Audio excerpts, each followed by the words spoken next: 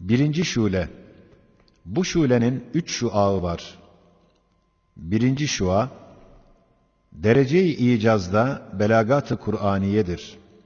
O belagat ise nazmın cezaletinden ve hüsnü metanetinden ve üsluplarının bedaetinden, garip ve müstahsenliğinden ve beyanının beraetinden, faik ve saffetinden ve meanisinin kuvvet ve hakkaniyetinden ve lafzının fesahatinden, selasetinden tevellüt eden bir belagat-ı harikuladedir ki, Beni Adem'in en dahi ediplerini, en harika hatiplerini, en mütebahhir ulemasını muarazaya davet edip, 1300 senedir meydan okuyor.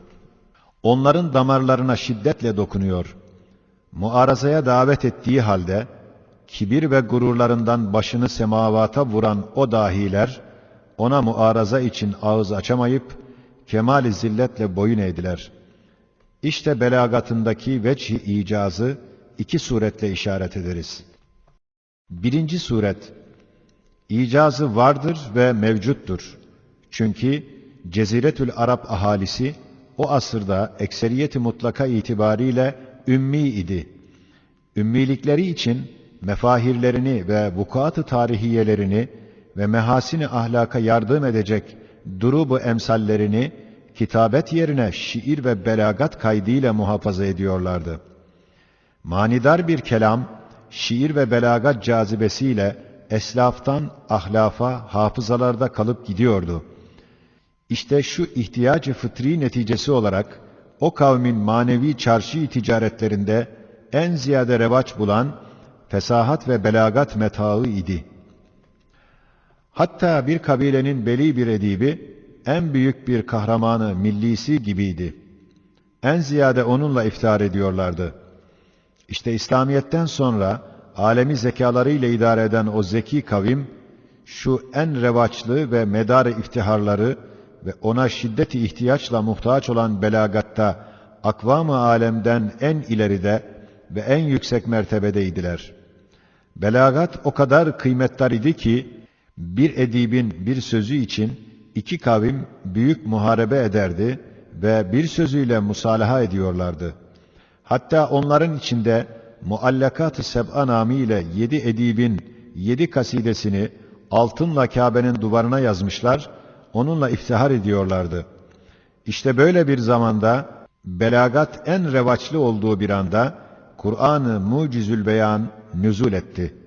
Nasıl ki, zamanı Musa aleyhisselamda sihir ve zamanı İsa aleyhisselamda tıp revaçtaydı, mucizelerinin mühimmi o cinsten geldi. İşte o vakit Bulagâ-i Arab'ı en kısa bir suresine mukabeleye davet etti. وَاِنْ كُنْتُمْ ف۪ي رَيْبٍ مِمَّا نَزَّلْنَا عَلَى عَبْدِنَا فَأْتُوا بِسُورَةٍ مِّنْ مِثْلِهِ fermanıyla onlara meydan okuyor. Hem der ki, iman getirmezseniz melunsunuz, cehenneme gireceksiniz. Damarlarına şiddetle vuruyor, gururlarını dehşetli surette kırıyor. O kibirli akıllarını istihfaf ediyor. Onları bidayeten idam-ı ebediyle ve sonra da cehennemde idam-ı ebediyle beraber dünyevi idam ile de mahkum ediyor. Der, ya muaraza ediniz yahut can ve malınız helakettedir. İşte eğer muaraza mümkün olsaydı, acaba hiç mümkün müydi ki, 1-2 satırla muaraza edip davasını iptal etmek gibi rahat bir çare varken, en tehlikeli, en müşkilatlı muharebe tariki ihtiyar edilsin. Evet, o zeki kavim, o siyasi millet ki, bir zaman alemi siyasetle idare ettiği halde, en kısa ve rahat ve hafif bir yolu terk etsin. En tehlikeli ve bütün mal ve canını belaya atacak uzun bir yolu ihtiyar etsin, hiç kabil midir? Çünkü bir edipleri birkaç hurufatla muaraza edebilseydi, Kur'an davasından vazgeçerdi. Onlar da maddi ve manevi helaketten kurtulurlardı. Halbuki muharebe gibi dehşetli, uzun bir yolu ihtiyar ettiler. Demek muarazayı bir huruf mümkün değildi, muhaldi, onun için muharebe-i bis-suyufa mecbur oldular.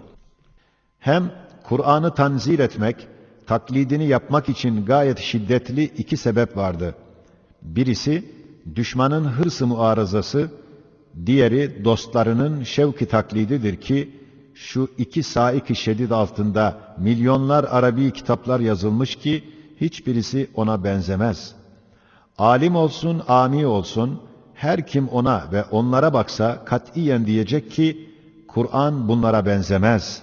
Hiçbirisi onu tanzir edemez. Şu halde ya Kur'an bütününün altındadır, bu ise bütün dost ve düşmanın ittifakıyla battaldır, muhaldir. Veya Kur'an, o yazılan umum kitapların fevkindedir. Eğer desen, nasıl biliyoruz ki kimse muarazaya teşebbüs etmedi? Kimse kendine güvenemedi mi ki meydana çıksın? Birbirinin yardımı da mı fayda etmedi? El cevap, eğer muaraza mümkün olsaydı, ala külli hal kat'i teşebbüs edilecekti. Çünkü izzet ve namus meselesi, can ve mal tehlikesi vardı. Eğer teşebbüs edilseydi, ala külli hal kat'i taraftar pek çok bulunacaktı. Çünkü hakka muarız ve muannit daima kesretliydi. Eğer taraftar bulsaydı, ala külli hal iştihar bulacaktı. Çünkü küçük bir mücadele, beşerin nazar-ı istirabını celbedip, destanlarda iştihar eder. Şöyle acip bir mücadele ve vukuat ise gizli kalamaz.